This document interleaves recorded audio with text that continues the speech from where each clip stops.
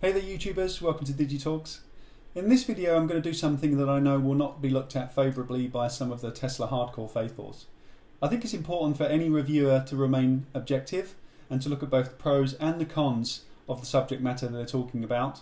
So in this video I'm going to talk about some of the cons, or at least some of the issues that I have personally encountered whilst owning a Tesla over the last 18 months. I'll also try and cover the things that I believe Tesla have done to resolve those issues, so I'll try and keep it rounded. So let's see how we go. Let's start with parts in the UK for a Tesla. So as you all know, Tesla are manufactured in the US and then shipped all over the world. And in the UK they come via Norway, so they actually come via a second port of call. So that can have some issues in terms of parts. Unfortunately for me, within the first 3 weeks of owning my Tesla, somebody in a car park drove into my car and virtually ripped off the front bumper. So that meant that I was left with a car that, whilst drivable, had a bunch of issues, damage and loose bits on it. So I took that car along to a repair centre, and I'll come to repair centres in a second, but I needed to get a quote on how long it was going to take to fix and how much it was going to cost for the insurance company. That's when I discovered that, unfortunately for me, being in the UK meant that parts for Tesla needed to be shipped out from the US via a port of call into the UK, and that was going to take almost 2 months. So I did have a car that was drivable, albeit a bit battered and bruised, but for anybody that had a car that wasn't drivable, that's 2 months without the car they'd had. And in my case, I had it for 3 weeks up to that point, so really unfortunate timing. So let's talk about what I believe Tesla have done to resolve this issue. Well, they've talked an awful lot about making sure that they have more service centres and more distribution centres globally. I'm not sure if that's necessarily going to resolve this particular issue, because the parts, I believe, are still manufactured in the US and then shipped out. But 2 months seems like an awful long time to be waiting for a part to be manufactured and shipped out. So I'm hoping that Tesla will just improve their own manufacturing and delivery process in the US as they go, but definitely having more shipping ports and service centres up and down the UK and across Europe is going to improve that. So fingers crossed Tesla are going to be able to improve on that in the future. This leads me really nicely to Tesla repair centres. So having a car that was damaged meant I had to find a repair centre that I trusted to do the work on my car. I did look at a few, and I went along to those repair centres to check out their facilities and to get a sense for how many Teslas they were used to working on. And I found one that I was really happy to do business with, and I'll leave a link to that in the description below. One of the other issues that I faced really early on in my ownership of a Tesla was with regards to the over-the-air software downloads. So whilst I am a huge Tesla fan, and anybody who watches my videos know that I am one of the Tesla faithful to some degree, one of the things I've really loved about owning a Tesla is the over-the-air software updates that you get. This can, however, cause some problems. Anybody who's worked in the IT industry long enough knows that software is notorious for issues and bugs when it's released, and the Teslas are no exception. One of the reasons we get so many updates is because they're always fixing software bugs in the car.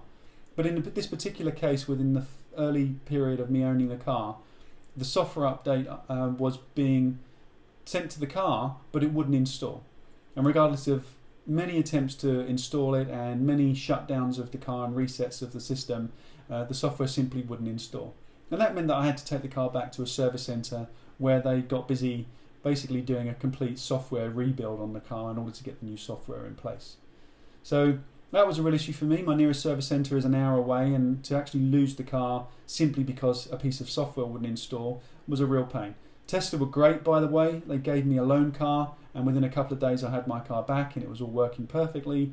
But as you can probably appreciate, having to take the car to Birmingham, which is an hour away from me in the first place, was a bit of a put out. That brings me quite nicely actually to an issue that I'm suffering right now. So I got another software update in the last couple of days, software release 2019.28.2. However, upon installing that latest revision of software, my car went into complete meltdown. And if you're interested to see what that means, then feel free to look at the other video. I'll put a link in the description below to the other video where I talk about that system's meltdown. However, again, this means that my car is currently back with the Tesla Service Centre, receiving a full systems and software rebuild again. I've been busy getting lots of messages on my phone today saying software is being installed and charging is being interrupted. So those guys are obviously having lots of fun and games with my car right now. But again, this is just one of those things where, as anybody who's worked with software for long enough knows, that software updates are notorious for having issues, and Tesla is no exception in that regard.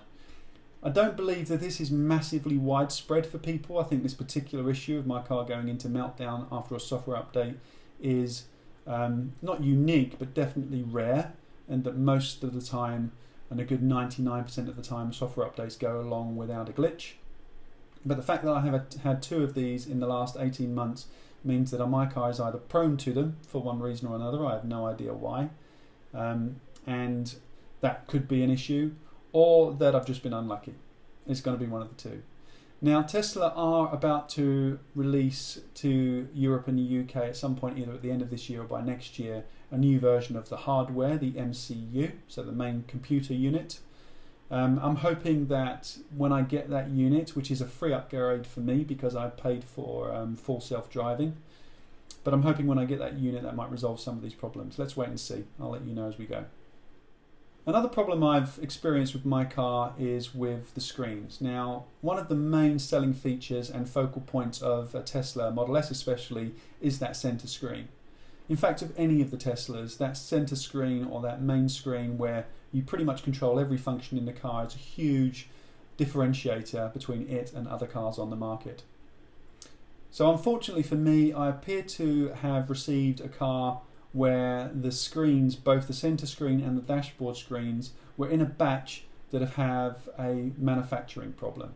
So I have contamination of the laminate in the screen, which means that I've got a big browny yellow border around my screen right now, and I'll put some pictures on screen so you can see what that looks like. Unfortunately for me, that spreads to both the center screen and the dashboard screen. I recently had some mobile technicians out to fix some squeaks, which I'll come to in a minute, and they noticed that my dashboard screen was suffering the same problem as my center console screen, and so unfortunately for me, I have big brown and yellow borders on my screen, which is ugly to say the least. Now, under normal circumstances, this is a hardware problem, and I would expect the manufacturer of the car to fix those problems really quickly. I'm pretty sure that Tesla are working with the manufacturers of the screens to make sure that these batch issues are not a problem in the future. However, one of the things Tesla has done to resolve the issue is produce a tool, which I believe is an ultraviolet light, which will bleach that contaminated layer of laminate in the screen and make it go away. However, I think that is a temporary fix. If there is contamination within that laminate, you can bleach it and make it go away, but it's likely to come back if there is a physical manufacturing hardware fault with the screen. I'm yet to see that. This leads me to another issue, which is that tool that they've developed to bleach those screens is currently in use across the States, or at least being tested across the States. At some point that will come to Europe, and at some point that will also come to the UK, and I simply have to wait until that has been through that cycle of testing and release and rollout. I have no idea when that's going to be, so in the meantime I'm living with what is a pretty ugly border to the screen in my car. And I will let you know how I get on with that update and with that repair as we go. So what I mentioned in that last point was rattles and squeaks. So over the last 18 months my car developed a bunch of rattles and squeaks. Now, the fact that these cars are ultra quiet and have an ultra quiet cabin probably extenuates any rattles and squeaks you get inside that cabin. But to Tesla's credit, they were happy to address those problems, and they sent out a mobile technician to solve those problems. And those guys have been absolutely fantastic. They fixed the squeaks, they fixed the rattles, and they went away, and my car is back to making very little noise. I think for Tesla as a new car manufacturer, this is just one of those things that they're going to have to go through. As they grow in experience and as they engineer out a lot of these issues, I'm sure this will become less and less as they become more mature. And I'm also pretty sure that the Model 3 suffers less of these problems because they would have learned from the production around the Model S and the Model X. And the Model S and the Model X have really laid the groundwork for identifying those issues and how to engineer them out. And the Model 3 has its own brand new shiny manufacturing process and manufacturing line, so I'm pretty sure that's going to be better. However, again, this is one of those issues I think you face with a new car manufacturer and with an organisation that is busy working through some of those issues. I'll let you know how I get on, whether those squeaks and rattles come back or if I get any others over time. One of the final points I've discovered with my car is in relation to the paint. I personally believe, or in my opinion, the paint is less robust than that of paint I've had on other cars, which manifests itself in me having more stone chips on the front of the car and along the sides of the car than I would normally expect for a car of this age to have. So that could be subjective, and it could be coincidental that I've just happened to receive more stone chips in the short 18 months that I've owned this car than with previous cars. However, I don't believe that to be the case, and I have spoken to other Tesla owners who also feel that their cars have more stone chips or are more easily stone chipped than previous cars they've owned. So whilst I have no scientific evidence to back up this theory, it is for me pretty obvious and has been for a number of other Tesla owners. And again, I think that's something that Tesla really need to look at. I don't believe they've actually addressed this issue or acknowledged this issue and done anything about it. There are a number of ways to resolve this. You can have a ceramic coating put on your car yourself. You can have it wrapped in some clear film, which will protect the paint some more. But I don't think for the money you pay for these cars, you should have to do those things simply to address what I believe is a less robust painting system than you find on some other cars of a similar standard. So, okay Tesla, sorry about that. That's just some of the issues I have faced. I hope I've covered those issues briefly but informatively enough and addressed what I believe is being done to resolve those issues or improve on those issues over time. If this video has been useful and helpful, please remember to like, please remember to share, please remember to dislike and let me know what I can do to improve those videos, and don't forget to subscribe so you get my videos as they're released.